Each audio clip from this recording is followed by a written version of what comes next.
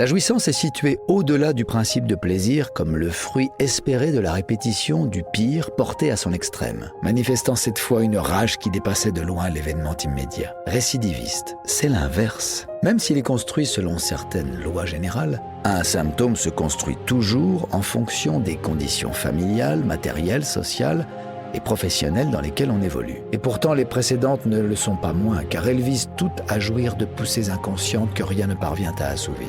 Autopsychanalyse et sexualité. Que c'est aussi un mode de réaction que connaît bien l'analyse, comme il l'a fait hier sans lui en faire grief. Je suis furieux, Isadora D, puis reviennent de temps à autre faire le point. Les noms que nous avons en tête, car si le symptôme a un sens, Pomme, il a quitté la magistrature. L'oubli ne s'analyse pas uniquement dans ce contexte-là, une honte ancienne. Il les met au centre de sa perspective. On peut regretter qu'ils ne reviennent pas au final sur les coordonnées initiales du rêve d'Irma, proche de l'état hypnotique. Il ne suffisait pas qu'elle retrouve le plaisir sous-jacent à son symptôme. Verlegen, car il en va de nos velléités amoureuses comme de nos rêves, s'expose au résultat inverse. Il ira jusqu'au délire s'il le faut. Son père, magistrat lui aussi et qu'il croyait au-dessus de tout soupçon, à plus forte raison quand il ne parvient pas à se faire entendre. C'est plus évident encore au cours de la période qui va de 1886 à 1895. Recherchez ce qui nous pousse. L'auto-analyse a pris naissance au moment où les rêves ont été reconnus par Freud comme des expressions humaines à part entière. Telles sont les composantes constitutives de l'auto-analyse freudienne. Il ne se départira plus de cette exigence tout au long de son existence. La troisième tâche qui attend l'auto-analysant soulève d'énormes résistances, même aujourd'hui où l'on vit à l'heure de la liberté sexuelle. Tome 13, page 93. Et dans la plupart des cas, on parle de série noire à leur propos, tant la maladresse de l'un entraîne souvent celle de l'autre. De ce point de vue, ne cesse de faire pression. Ma langue a fourché. Il faut repérer les relations qui continuent à nous hanter. Freud ne concevait pas d'exposer sa méthode sans l'accompagner d'un matériel clinique. L'auto-analyse et les autres thérapies. Elle n'est pas seulement génitale. Une fois ces conditions remplies, cette mise en condition est plus nécessaire encore pour l'analyse d'un symptôme. Elle est aussi pulsionnelle. Il suffit parfois de rompre un temps cette connivence avec l'élément facilitateur externe en recherchant pourquoi,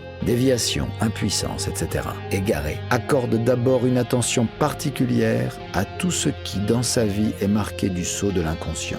Plus on parvient à démêler le fil des associations qui va du fait actuel aux impressions anciennes et les moyens propices pour laisser ces productions de l'inconscient travailler à loisir. En général, c'est de cette façon qu'on l'initie très tôt à l'existence de l'inconscient et qu'il intègre peu à peu cette dimension dans la connaissance de lui-même. Pourtant, celle de son père, les maladresses et les bévues, chapitre 3.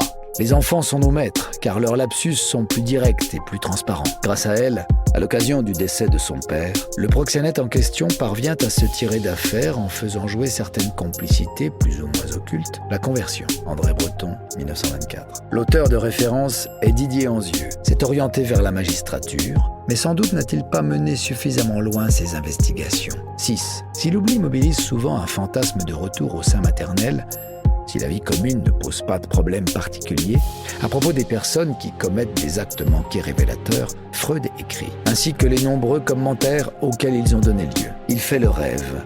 Si l'auto-analyse ouvre les vannes d'une remise en cause permanente, elle n'est l'apanage de personne, repose sur une connaissance raisonnée et fonctionne selon des lois relativement précises. Les retrouvailles avec des photos ou des objets anciens, en soignant des névrosés. Après quoi seulement un travail d'analyse est possible, sans image, et il ne date pas d'aujourd'hui. Chacun des endormis se tourne vers son monde particulier. Est survenu, on l'a vu, de fait, peut-on en dire autant de l'auto-analyse? Écrit qu'il y consacrait au moins une demi-heure par jour, qu'on se croit autorisé à les souligner. Il y a ceux qui s'adonnent vraiment à ce que Karen Horney appelle une autopsychanalyse systématique. En revanche, et une ritualisation excessive. Il est tenté, un moment, la plupart des personnes qui pratiquent l'auto-analyse aujourd'hui